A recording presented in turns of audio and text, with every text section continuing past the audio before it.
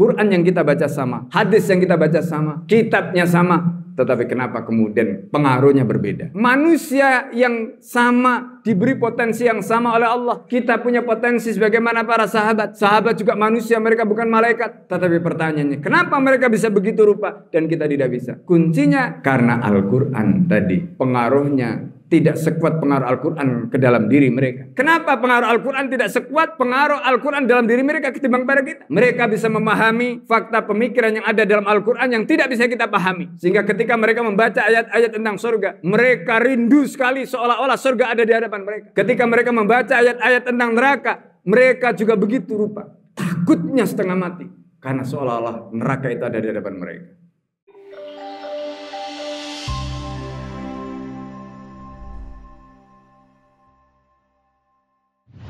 Alhamdulillah. Alhamdulillahilladzi nazzala al-furqana ala 'abdihi liyakuna lil 'alamin nadhira. Alladzi lahu mulkus samawati wal ard wa khalaqa kulla syai'in faqaddarahu taqdira. Khalaqal insana min nutfatin amsaj yabtalihi faj'alahu sami'an basira. Summa hadahu as-sabila imma syakira wa imma kafura. Faman syakara kana jazaohu jannatan wa harira wa na'ima wa mulkan kabira. Wa man kafara lam yajid lahu min dunillahi waliyya wala nasira. Nahmaduhu tabaraka wa ta'ala hamdan katira. Wa na'udzu bi nuri wajhil karim min yawmin kana syarhu mustatira. Wa asyhadu an la ilaha illallah syahadatan taj'alu dhulmata nura. Wa tahawwala mawatil qalbi ba'tan wa nusyura. Wa tukhilu dayqa sadri insirahan wa habura. Arsala riyaha bushran baina yadi rahmatih wa anjala minas sama'i ma'an tahura. Fa ahya bil arda maitah wa akhraja minha habba wa nabata wa fakiyata wa zahura. Wa asyhadu anna sayyidana Muhammadan 'abdahu al-mursal mubashshiran wa nadhira wa da'iyan ila Allah bi'idnihi sirajan munira. Allahumma salli wa sallim wa barik alaihi wa ala man faza bi nasabihi wa sahabah adad anfasi makhluqatika syahiqa wa zafira. Qala ta'ala fi kitabil karim, a'udzu billahi minasyaitonir rajim, bismillahirrahmanirrahim. Syahrul Ramadan alladzi unzila fil Qur'an hudan linnas wa bayyinatin minal huda wal furqan. Wa qala fi ayatin ukhra inna fi dzalika la dzikra liman kana lahu qalbun aw alqa sam'a wa huwa syahid. Fa ya ibadallah usikum wa nafsi wa iyaya bi taqwallah faqad fazal muttaqun. Hadirin jamaah salat Jumat rahimakumullah. Hari ini kita berada di bulan suci Ramadan, tepatnya 14 Ramadan. Ramadan diistimewakan oleh Allah Subhanahu wa taala sebagai sayyidus syuhur, sebagai tuannya para bulan. Di dalam bulan Ramadan Allah Subhanahu wa taala menurunkan Al-Qur'an sebagaimana Allah nyatakan di dalam surat Al-Baqarah ayat 185. Syahrul Ramadan alladzi unzila fil Qur'an hudan linnasi wa bayyinatin minal huda wal furqan. Ma'asyiral muslimin jamaah salat Jumat rahimakumullah. Pertanyaannya kemudian adalah, mengapa tidak semua orang yang mendapatkan Al-Qur'an kemudian bisa mendapatkan hudan dari Al-Qur'an? Kenapa tidak semua orang yang mendapatkan Al-Quran tidak menjadikan Al-Quran menjadi bayinat dan furqan? Itu pertanyaannya. Ternyata, ma'asyiral muslimin sidang jamaah Jumat rahimakumullah, pertanyaan itu dijawab oleh Allah di dalam surat Qaf ayat 37. Allah Subhanahu wa taala di dalam surat Qaf ayat 37 menjelaskan pada kita, inna fi dzalika ladzikra. Sesungguhnya di dalam Al-Quran itu ada peringatan untuk siapa? Al-Quran itu akan bisa bekerja. Al-Quran itu akan punya pengaruh untuk siapa? Pertama Allah Subhanahu wa taala menjelaskan, liman kana lahu qalbun, orang yang memiliki hati. bukan sembarang hati, tetapi qalbun wa'in, hati yang memiliki kepekaan, hati yang memiliki kesadaran. Al-qalbul hayy, yaitu hati yang hidup. Itu makna liman kana lahu qalbun. Yang kedua, au alqas sam'a, dia diberikan pendengaran. Semua orang punya pendengaran, tetapi ternyata tidak semua orang bisa menjadikan Al-Quran yang didengarkan bisa mempengaruhi kepribadiannya. Kenapa? Di dalam ayat itu Allah memberikan penjelasan. Ketika Allah menyatakan au alqas sam'a, meskipun di situ Allah menggunakan kata au di dalam ilmu nahwu yang berarti takhyir, tetapi di sini bukan makna takhyir, bukan makna pilihan, bukan makna atau, tetapi makna dan. Maknanya wa. Au alqas sam'a bermakna wa alqas sam'a.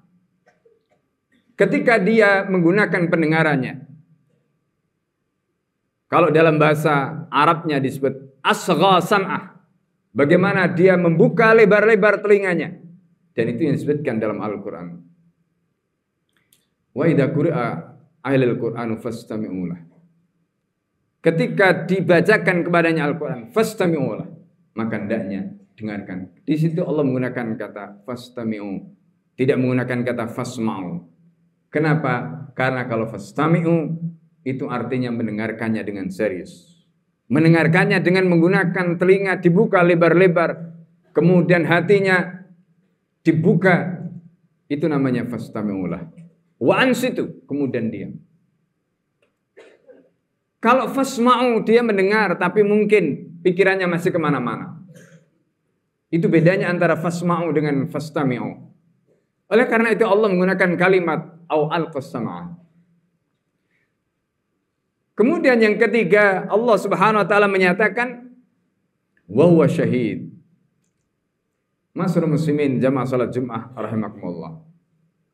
Ibnu Qayyim al-Jauziyah di dalam kitabnya Al-Fawaid, beliau menjelaskan bagaimana cara Al-Qur'an bekerja, dan kemudian Al-Qur'an itu punya pengaruh di dalam diri kita semua. Maka pertama Allah menyatakan ketika menyebutkan inna fi dzalika la dzikra. Artinya Al-Qur'an itu bisa menjadi muasyir. Al-Qur'an itu bisa punya pengaruh. Al-Qur'an itu akan menentukan. Tetapi Al-Qur'an tidak akan punya pengaruh kalau syarat yang kedua. Apa syarat yang kedua? Mahallun qabilun, kata Ibnul Qayyim. Harus ada tempat, yaitu hati yang siap menerima. Kalau hati yang mendengarkan Al-Quran tidak siap menerima, maka Al-Quran dengan sendirinya akan tertolak. Meskipun Al-Quran disampaikan kepada dia. Itu yang disebutkan dalam ayat tadi. Liman kana lahu qalbun. Ay liman kana lahu qalbun hayyun. Liman kana lahu qalbun musta'idun. Punya hati yang hidup. Punya hati yang siap. Qabilun.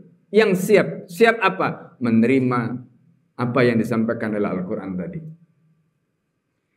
Itulah mengapa kita bisa melihat bagaimana kisah Amru bin Tufail ad-Dawsi ketika mendengarkan bacaan Rasulullah SAW, meskipun telinganya disumbat karena dia mendapatkan informasi dari orang kafir. Hati-hati kalau ketemu Muhammad. Fa innahu sahirul bayan, karena Muhammad itu adalah orang yang penjelasannya bisa menghipnotis kamu.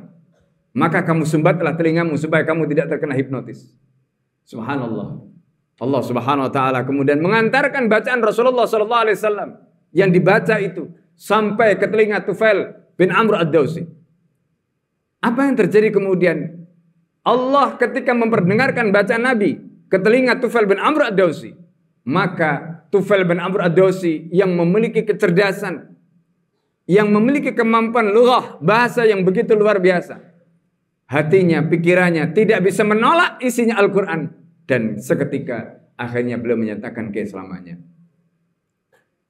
Ma'asyiral muslimin, jamaah salat Jumat rahimakumullah. Itu yang dimaksud liman kana lahu qalbun. Ay liman kana lahu qalbun hayyun, liman kana lahu qalbun qabilun, liman kana lahu qalbun musta'id. Yaitu hati yang siap untuk menerima Al-Quran tadi. Kemudian yang ketiga, yang pertama tadi kata Ibnul Qayyim, syaratnya Al-Quran agar bisa berpengaruh di dalam diri kita, seperti disebutkan dalam ayat tadi, inna fi dzalika la dzikra, itu maknanya Al-Quran menjadi mu'athir. Al-Quran punya pengaruh. Adanya mu'athir tidak cukup.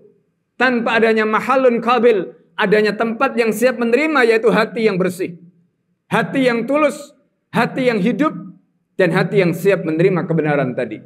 Maka itu disebutkan dalam ayat tadi, liman kana lahu qalbun. Kemudian syarat yang ketiga, yaitu au alqas sam'a. Apa maknanya au alqas sam'a? Beliau menjelaskan syarat yang ketiga, yaitu dia harus menggunakan bagaimana pendengarannya tadi dibuka lebar-lebar. Lalu kemudian apapun yang bisa menghalangi sampainya Al-Quran, petunjuk Al-Quran ke dalam jiwanya itu semuanya harus dihilangkan. Itu baru kalau kita ingin bagaimana agar kemudian apa yang disampaikan oleh Al-Quran itu bisa sampai ke dalam diri kita. Maka syarat yang keempat, kata beliau, intifa'ul mani alladhi yamna' minhu. Jadi bagaimana penghalang-penghalang yang bisa menghalangi Al-Quran sehingga petunjuk Al-Quran itu sampai kepada dia, itu harus dihilangkan. Dan itu yang disebutkan di dalam Al-Quran tadi, yaitu au alqas sam'a. Kemudian ketika pendengarannya betul-betul dibuka, apa yang menghalangi dihilangkan semua. Al-Quran akan masuk ke dalam jiwanya, Al-Quran akan masuk ke dalam hatinya. Dan kemudian yang berikutnya, wawa syahid, ay syahidul haq, menyaksikan kebenaran dengan hati, dengan pikiran, dengan nalar, dan kemudian hatinya tidak lahin, tidak sahin, tidak lengah, tidak tidur. Ketika hatinya mendengarkan Al-Quran, ketika pikirannya mendengarkan Al-Quran, betul-betul melek, betul-betul sadar. Dan itulah yang menjadikan Al-Quran kemudian bisa bekerja dengan maksimal untuk membentuk karakter kita. Ma'asyiral muslimin sidang jamaah Jumat rahimakumullah. Pertanyaan berikutnya, kenapa hari ini banyak penghafal Al-Quran? Tidak seperti Imam Syafi'i, tidak seperti Imam Ahmad, tidak seperti Imam Malik, tidak seperti Imam Abu Hanifah, imam-imam di masa lalu. Pertanyaan ini dijawab oleh Al-Allamah Asy-Syaikh Al-Qadhi Muhammad Taqiyuddin Al-Nabhani di dalam kitabnya Tafsir. Apa kata beliau? Yang membedakan kita dengan mereka, otak kita boleh sama, kecerdasan kita bahkan mungkin lebih dari mereka, bahkan mungkin hafalan kita lebih banyak daripada mereka. Tetapi yang membedakan ulama-ulama di masa lalu, mereka bisa memahami apa yang disebut dengan waqi'ul afkar, fakta pemikiran yang ada di dalam Al-Quran itu. Sementara orang-orang yang hafal Al-Quran hari ini, sementara orang-orang hari ini yang menguasai Al-Quran atau menghafalkan hadis atau nas-nas yang mungkin jumlahnya lebih banyak daripada imam-imam di masa lalu, tetapi mereka punya kelemahannya. Mereka tidak bisa menangkap, memahami apa yang disebut dengan waqi' afkar, fakta pemikiran yang ada di dalam Al-Quran. Coba bayangkan, ma'asyiral muslimin sidang jamaah Jumat rahimakumullah. Ketika Abu Darda, sahabat Rasulullah SAW, dibacakan Al-Quran. Abu Darda ketika dibacakan Al-Quran, Al-Quran itu begitu rupa pengaruhnya di dalam dirinya sehingga pingsan. Pertanyaannya, apa yang membuat Abu Darda bisa pingsan ketika mendengarkan Al-Quran? Karena Abu Darda menangkap fakta pemikiran yang disebutkan dalam Al-Quran itu. Dan fakta itu betul-betul luar biasa pengaruhnya di dalam dirinya. Dan itulah yang dialami oleh Abdullah ibn Rawaha. Ketika Abdullah ibn Rawaha dibacakan ayat oleh Rasulullah SAW, apa kata Rasulullah? Wa in minkum ila wariduha. Wa in minkum ila wariduha. Wa kana la rabbika hatman maqdiyya. Wa in minkum, dan tidak ada minkum di antara kalian illa wariduha, kecuali pasti menjadi bahan bakar neraka. Wa kana ala rabbika hatman maqdiyya, dan menjadi keputusan Tuhanmu yang pasti. Ma'asyiral muslimin sidang jamaah Jumat rahimakumullah. Ketika ayat ini dibacakan Rasulullah SAW dan ayat itu didengarkan oleh Abdullah ibn Rawaha, apa yang terjadi? Abdullah ibn Rawaha menangis sejadi-jadinya ketika mendengarkan ayat itu. Kenapa? Karena beliau membayangkan wa in minkum ila waridha. Itu artinya tidak ada di antara kita yang akan selamat menjadi bahan bakar api neraka. Ketika Abdullah bin Rawahah pulang, dia tutup kamarnya, lalu kemudian dia menangis sejadi-jadinya dalam kamar. Lalu kemudian istrinya masuk ke dalam kamar bertanya, dan bahkan mungkin tidak sempat dijawab pertanyaan itu, istrinya pun ikut menangis. Ketika ditanya, kenapa engkau menangis? Aku menangis karena abang menangis. Kemudian ditanya, kenapa abang menangis? Aku menangis karena Allah Subhanahu wa taala menyatakan, wa in minkum illa waridha wa kana 'ala rabbika hatman maqdiya. Ma'asyiral muslimin, sidang jamaah Jumat rahimakumullah. Inilah pengaruh Al-Qur'an yang begitu dahsyat. Bagaimana Al-Qur'an begitu rupa membentuk karakter para sahabat di masa lalu. Kenapa para sahabat di masa lalu begitu rupa? Pengaruh Al-Qur'an di dalam dirinya, di dalam pikirannya, di dalam hatinya. Itu tidak lain karena mereka bisa menangkap apa yang disebut dengan wakil afkar, fakta pemikiran Al-Quran tadi. Oleh karena itu iman mereka kepada hari kiamat, annal kiamata haqqun, anan nara haqqun, wa annal jannata haqq, itu betul-betul tertancap di dalam hati mereka. Dan inilah yang menjadikan iman mereka itu menjadi hafiz, menjadi motivasi, menjadi pendorong, menjadi lokomotif yang kemudian menggerakkan kreativitas mereka, menggerakkan amal mereka, menggerakkan visi misi hidup mereka. Dan lihatlah para sahabat Rasulullah SAW di masa lalu, dengan Al-Quran di tangan kanan dan bahasa Arab di tangan kiri, mereka akhirnya menjadi para penakluk dunia. Sampai mereka mengatakan, laukana wara'al bahri ardun lafatahtuha. Seandainya di balik lautan itu masih ada bumi, kami akan taklukkan bumi itu. Kenapa mereka bisa begitu rupa? Karena akidah mereka tentang tawakal kepada Allah begitu dahsyat. Kenapa mereka akidah tentang tawakalnya begitu dahsyat? Disebabkan karena wakil afkar, fakta pemikiran tentang Allah yang menjadi wakil mereka begitu luar biasa. Hari ini lihatlah bagaimana Elon Musk bisa membuat pesawat untuk naik ke Mars. Kemudian orang-orang barat sudah menginjakkan kakinya di bulan. Sementara orang Islam masih sibuk bertikai, hanya berdebat soal kapan datangnya bulan. Ini sungguh ironi. Kenapa? Karena umat Islam di masa lalu, mereka sudah menjelajahi dunia ini di saat mereka belum menemukan alat komunikasi. Di saat mereka belum memiliki media, di saat mereka belum menguasai teknologi. Tapi iman mereka, tawakal mereka begitu luar biasa. Mereka memiliki kekuatan, mereka memiliki sandaran yang begitu dahsyat di dalam hati mereka, dalam diri mereka. Sandaran bahwa Allah Al-Wakil. Ketika mereka menjadikan Allah sebagai wakil mereka, maka mereka unstoppable, mereka tidak bisa dibentikan oleh siapapun. Dan itulah menjadikan mereka begitu luar biasa. Ini makna yang kita bisa lihat di balik kedahsyatan wakil afkar, fakta pemikiran Al-Quran tadi. Seandainya hari ini umat Islam bisa menguasai itu sebagaimana generasi kaum muslimin di masa lalu, maka umat ini akan bangkit dari keterpurukannya. Dan umat ini akan menjadi umat yang akan memimpin kembali dunia seandainya mereka menguasai Al-Quran sebagaimana generasi di masa lalu. Ma'asyiral muslimin sedang jemaah rahmatullah. Itulah rahasia yang Allah sebutkan di dalam surat Qaf ayat 37 tadi. Inna fi dzalika la dzikra liman kana lahu qalbun aw alqa sam'a wa huwa syahid. Oleh karena itu ma'asyiral muslimin sedang jemaah rahmatullah. Quran yang kita baca sama, hadis yang kita baca sama, bahkan kita hafalkan Quran yang sama, hadisnya sama, kitabnya sama. Tetapi kenapa kemudian pengaruhnya berbeda? Manusia yang sama diberi potensi yang sama oleh Allah. Kita punya potensi sebagaimana para sahabat. Sahabat juga manusia, mereka bukan malaikat.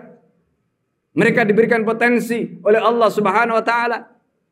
Akalnya sama, kebutuhan jasmaninya sama, nalurinya sama. Sama semua. Tetapi pertanyaannya, kenapa mereka bisa begitu rupa dan kita tidak bisa? Kuncinya karena Al-Quran tadi. Pengaruhnya tidak sekuat pengaruh Al-Quran ke dalam diri mereka. Kenapa pengaruh Al-Quran tidak sekuat pengaruh Al-Quran dalam diri mereka ketimbang pada kita? Karena tadi mereka bisa menangkap fakta pemikiran yang ada di dalam Al-Quran yang kita tidak bisa tangkap. Mereka bisa memahami fakta pemikiran yang ada dalam Al-Quran yang tidak bisa kita pahami. Sehingga ketika mereka membaca ayat-ayat tentang surga, mereka rindu sekali seolah-olah surga ada di hadapan mereka. Ketika mereka membaca ayat-ayat tentang neraka, mereka juga begitu rupa. Takutnya setengah mati. Karena seolah-olah neraka itu ada di hadapan mereka. Ma'asyiral muslimin sidang jamaah rahmatullah. Seandainya umat Islam bisa kembali lagi menemukan itu, maka insya Allah tidak akan ada lagi korupsi. Tidak akan ada lagi bagaimana penjualan aset-aset negara diobral sedemikian rupa, pengkhianatan di sana sini.